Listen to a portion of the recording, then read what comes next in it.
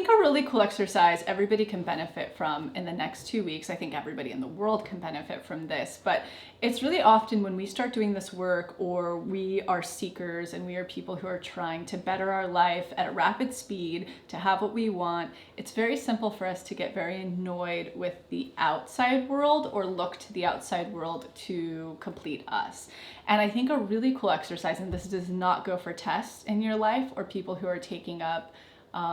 energetic space as narcissists or toxic, not at all.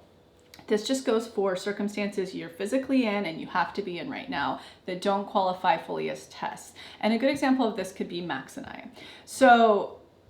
I love the thought of being able to really learn how to surrender of your exterior circumstances and actually use them as a strength to work on yourself deeper. Therefore, you can be A, more in the moment, B, you can take expectations off of people in your life because technically you can't even manifest for them anyway. And more than technically, they're not really holding you back, you're holding yourself back. They're just mirrors of where you're holding yourself back from. So what I mean by this is if you take anything exteriorly right now that's sort of triggering you, may it be your partner, may it be a coworker, may it be your mom, and again, not toxic, but just everyday things that you have to be around your job. And I want you, instead of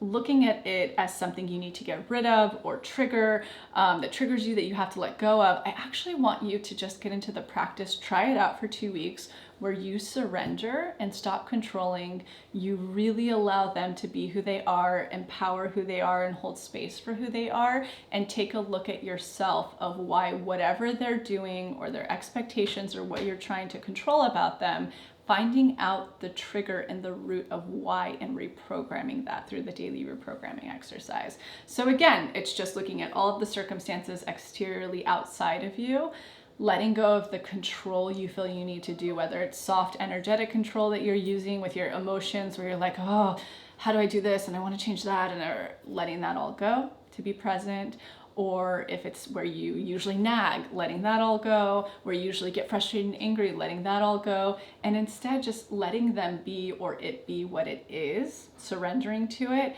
and taking that experience and taking it through the DRE. So you can really, A, let your energetic energy that drains all of us, like survival and trying to control others,